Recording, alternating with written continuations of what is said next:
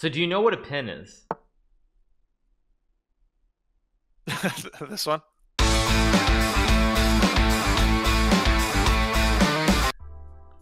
All right. So everyone's been asking me, what is like your experience with chess?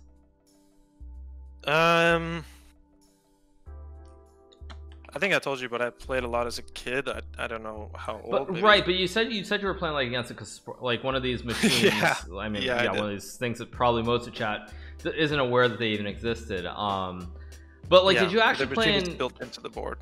Did you actually Yeah. play in like tournaments, or was it just was that just it? No, that's it. I just played against my brother and that board, really.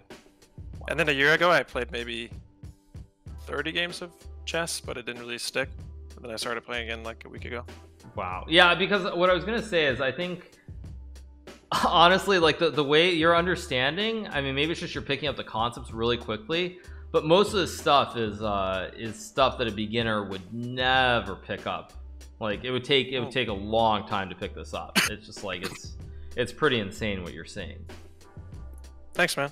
So I've been watching a good amount of videos, and obviously I've been watching your stream quite a bit. It's very helpful. yeah, I'm trying to think how to put this. It's like, because I feel like maybe it's just the way you retain information, because honestly, like there are a lot of people who would say the exact same thing, where they watch videos, but it just the way that it sticks, like, I mean, like it's crazy. I really don't know what to say. It's just so, I'm just shocked. I really am. Because even these games, like, sure, these like are very advanced concepts, but generally speaking, like the way that you saw moving the king, moving the pawn down the board, like you'd have to be an intermediate player normally to pick up any of this. So it's very impressive, very impressive. So do you want to do one more game? Sure, yeah. Okay, if you don't mind. yeah. So you also, I remember you were saying last night that you that your stuff, or not stuff, sorry, I'm thinking about myself, that your father had your father had played chess. Yeah, I talked to him about it today actually, because I said I was going to be on your stream, and I told him I'd send him the video later for him to watch. But yeah, he played a lot of chess when he was a teenager, but Okay. he, at least the way I've been told the story about my aunts and my grandma, is that he kind of went to one. He was doing really well in his city for his age, but then he went to one kind of state tournament and lost, and I think he just kind of quit. Yeah, he's not a super competitive guy by nature, so I think he just really enjoyed winning and being better than everyone else, and he had a kind of natural affinity for it, maybe. Right. I guess that makes some sense. Yeah. I never played against him much though, because he would just either he would crush me or he would go easy on me, and I don't like when I could. Of course, I know you're gonna go easy on me, but it doesn't feel great when you feel like someone is purposely going easy on you. Right, exactly. But it's also not fun getting crushed either. That's why you want similar level of competition. Right, exactly. Yeah. No, that makes sense. All right. So okay, you'll start with white again. Yeah, I don't really have an opening, but I just yeah, I think the main thing, like I was saying, is as long as you have some basic plan for developing the pieces, that's what matters the most. It's not about a specific set of openings. If you just have a basic plan of 5 to 10 moves, just a very basic smooth idea of how you're developing and getting your king out of the board, that's a very good starting point. On stream I heard you talking about that usually people match the e4, because otherwise I can do this and control the center squares. Is that a good move for me here? So the reason that normally players will push their pawn actually one square forward to e5 to like mirror your first move is because at the top levels normally space matters a lot, and even though this opening I'm playing, this French defense, is a playable opening, white has more space in the center of the board with the two pawns being pushed forward 2 squares versus my pawns being pushed forward 1 square and 2 squares. And at the top levels, normally if you have more space, the best players in the world will be able to convert the position and win. So that's why normally you try to mirror it, or play symmetrical. Okay.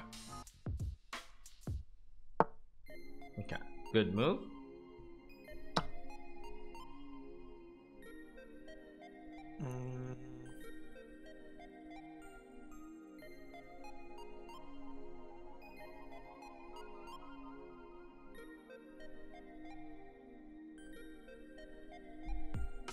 I don't know if I should take because your pawn is kind of useless there anyway.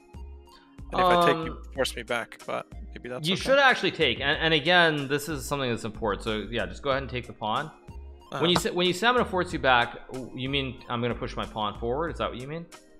Yeah, that's what I thought. So what I said before with the first game was that it's very dangerous pushing this pawn, whether it's the pawn next to your king on f2 or my pawn on f7. It's very early pushing that pawn early in the game because it opens up a diagonal. So like for you, it's the queen on d1 that can go to h5. So it's actually very dangerous to do that in the opening if the queens are on the board. If queens aren't on the board, sometimes you can do it, but with queens on the board, it's very, very risky when you push the pawn that's right next to your king.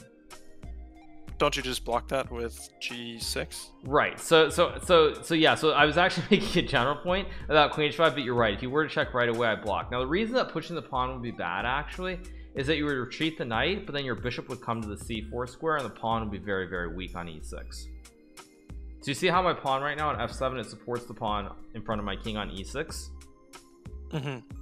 If I push that pawn, you can move your bishop to like say the c4 square, and the pawn is under attack. Right now the pawns support each other, but it would be a very big weakness if I push my pawn forward because the pawn no longer would support this pawn in front of my king. I see. Okay.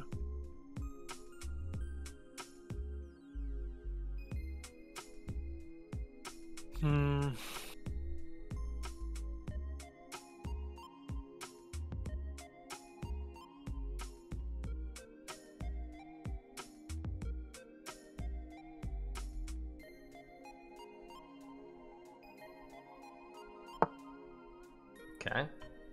So you see how you brought your knight out, and it's actually in front of this pawn. You brought your knight out, it's in front of the pawn on this f2 square. Normally it's the same thing, like you'll almost always bring your knight out in front of that pawn. You don't want to push that pawn early in the game.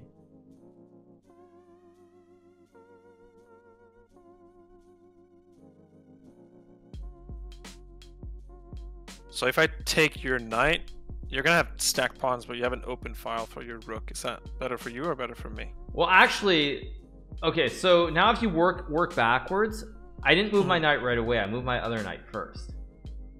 So if I really wanted to have my pawns stacked on top of each other, I would have just moved the knight right away. Okay. So it's almost always unfavorable to have the double pawns. Almost always, yeah. I would say, especially as a beginner or intermediate, even it's almost always it's not good to have pawns stacked on top of each other.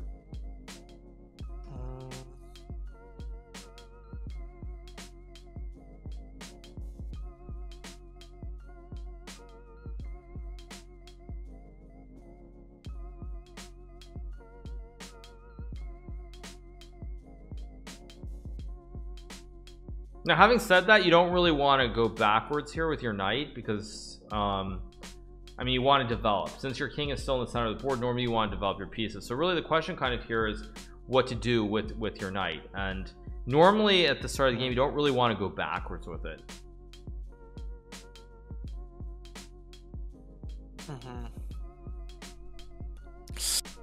I probably would just defend it with my bishop.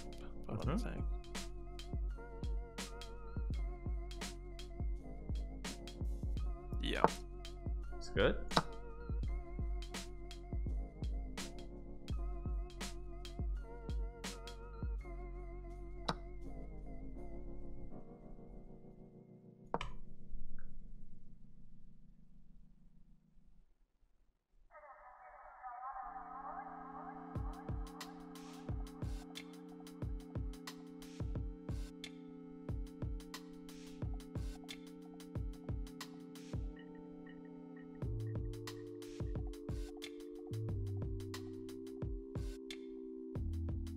So do you know what a pin is?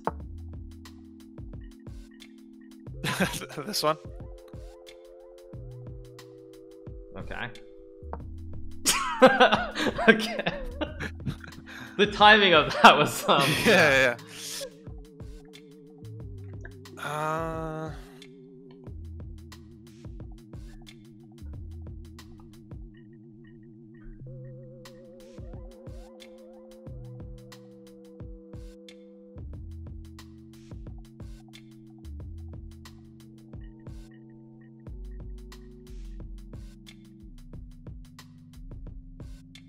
I don't know if it's castle time or if I try for some spicy attack, but I don't Well, think it would you work should on first, me, so. as I said, you always want to be aware of which of your pieces are defended or undefended, which I can capture, and you won't be able to recapture. You'll just lose.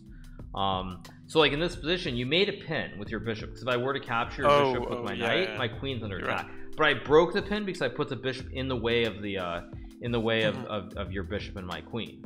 So I'm actually threatening to take your bishop next move. Yeah. I would have missed that if you didn't tell me. Do I just take? That's completely fine. Yeah, so we're gonna reach a middle game position pretty soon with queens on the board, so this is where ideas are important.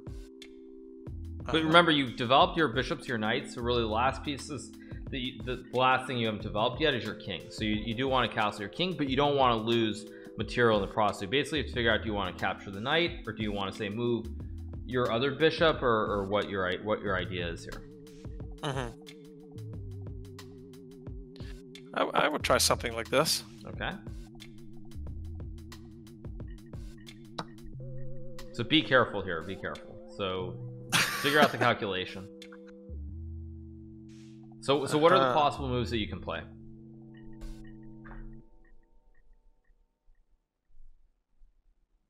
So if you were to capture my knight, either I take the bishop or I take the knight. So what happens if you capture the knight here?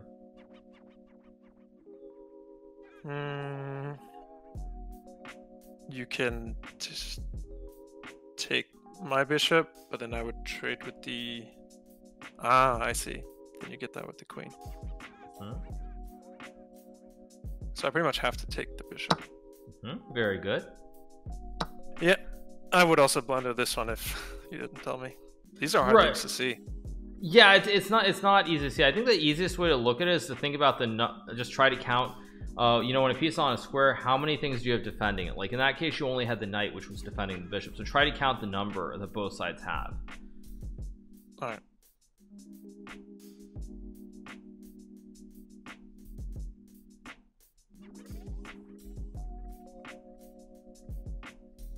I would just take.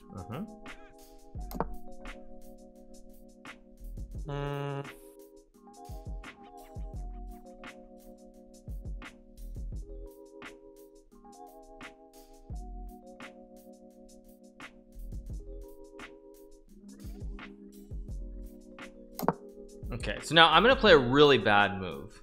Again, trying to play for some of the themes that I've mentioned before. So I'm attacking your queen. So you have to move your queen, obviously. Yeah. This is a really bad move. It's actually a terrible move what I just played. Okay. But you're not gonna understand right away. But so you have to move your queen, obviously.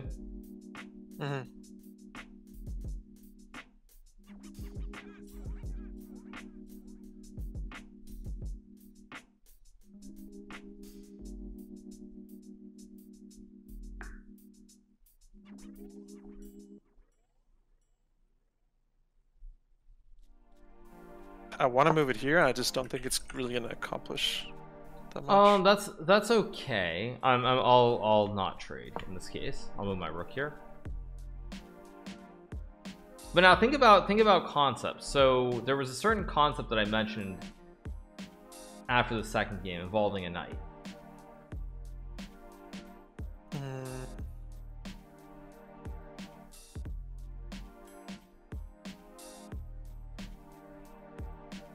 I assume you mean this one? He's just not really doing anything here. I mean, he's holding some squares, I guess, but... Right, but this is actually really good, and the reason that it's really good is because how do I get rid of your knight? You don't? Right, and so what is this called? Something post? Yeah, outpost. Outpost. Yeah. So the thing is, in this case, I can't remove the knight because my pawns cannot get to one of the squares which attack the knight, and my bishop is on the opposite color. It's on the light squares, and it's a dark square knight. So in this position, this knight is really good, and that was the mistake, is that I pushed the pawn. So if I had never pushed the pawn, the square would not have been the square. The square would not have been available in the same way. Yeah, I see.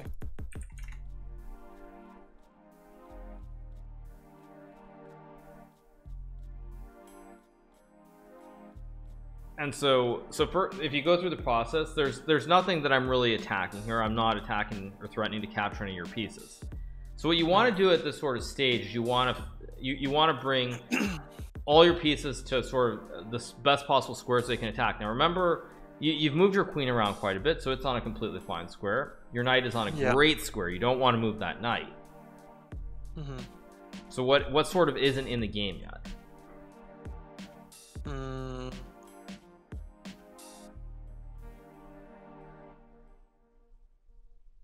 I think the A1 rook to D1 or the F1 rook to E1, but I don't know which. Yeah, they're both completely fine. They're both good moves.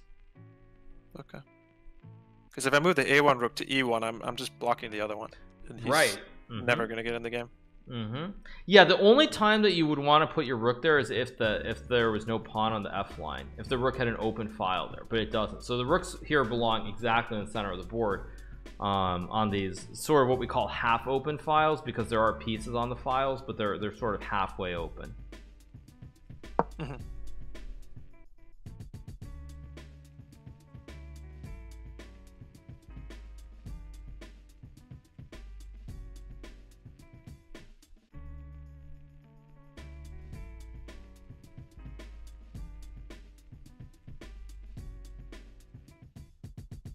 I feel like I'm running out of brain power. You're doing great. This is great.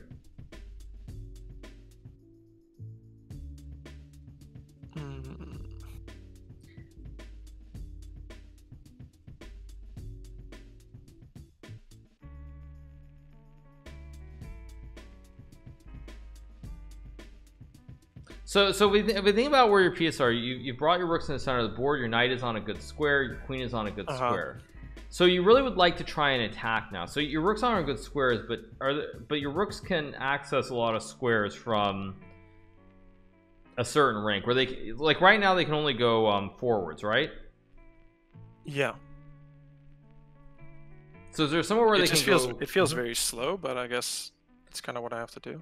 Yeah, it is kind of slow, but also at the same time, I'm not really attacking either. Like all your pawn in the center is defended, and I'm not really attacking. If I had a straightforward idea where I was sort of attacking, then it would make some sense. But in very oftentimes, you also have to be like, you have to plan a strategy of a couple of moves of trying to attack or trying to. So let's say it's your move here. Where could you move your rook to if it's your move to make a very serious threat?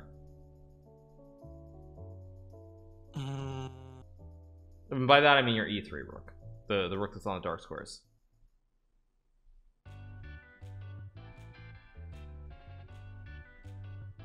To H3. Yeah, and what would that threaten?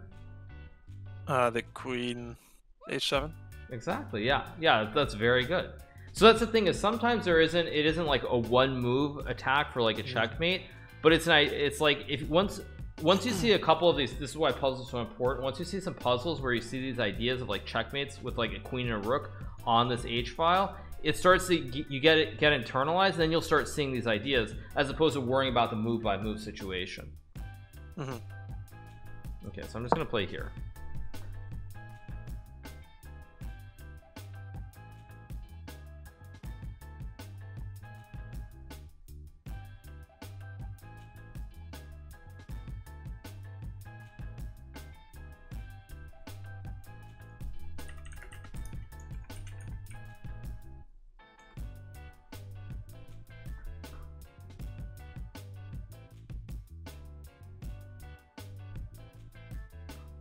Probably do this.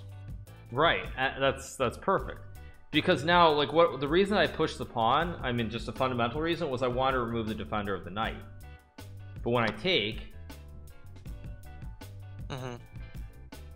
so which way would you recapture?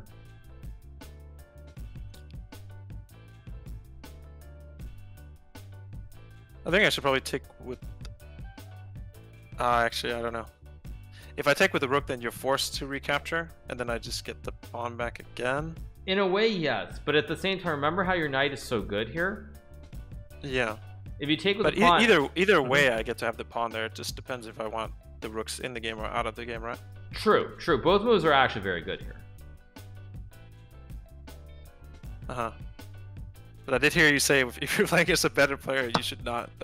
Well, the reason is trade too many because pieces. if you think about the concept of where your knight is right now, it's always supported by something. Like when you have this pawn here, the knight will just remain here forever. It can't really be removed.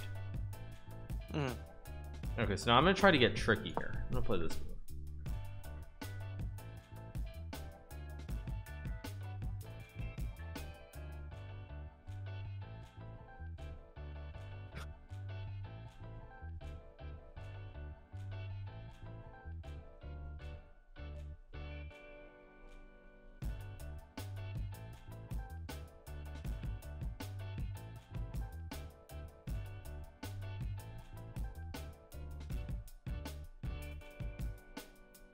I want to just take, but I'm trying to figure out what trap you set for me.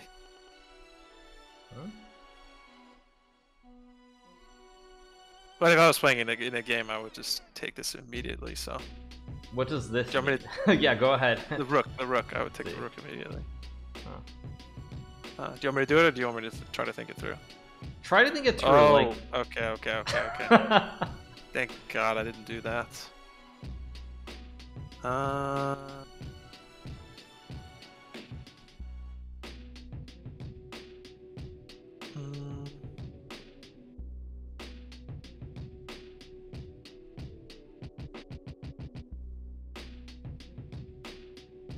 Would I do this?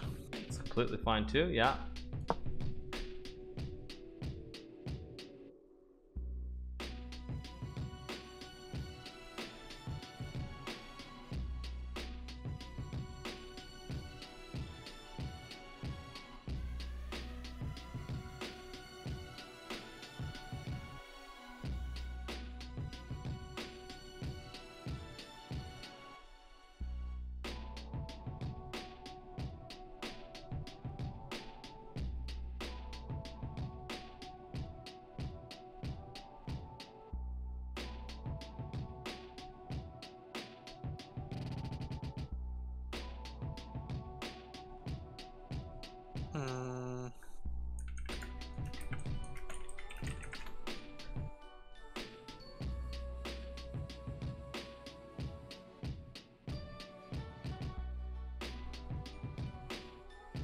Guess I'd move back. I don't know. Okay, so now let's go here.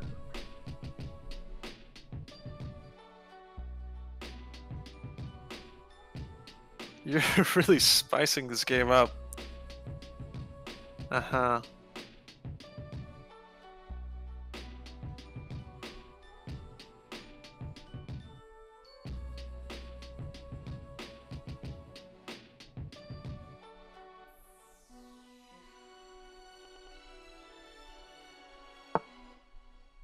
Ooh.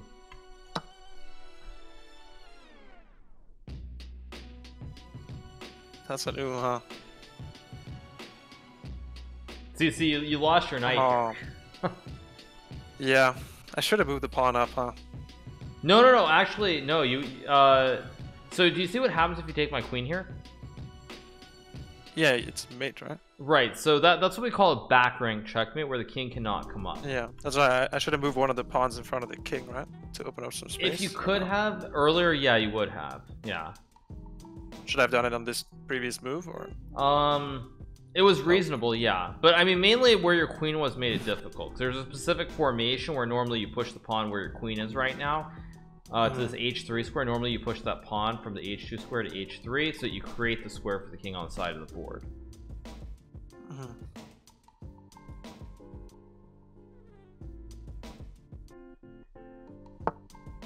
Okay, good move.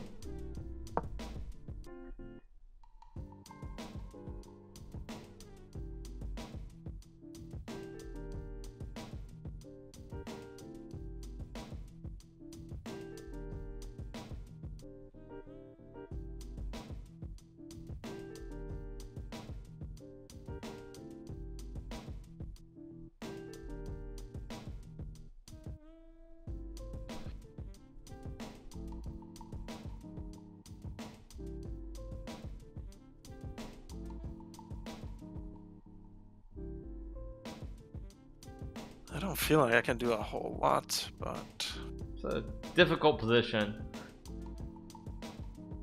Uh-huh.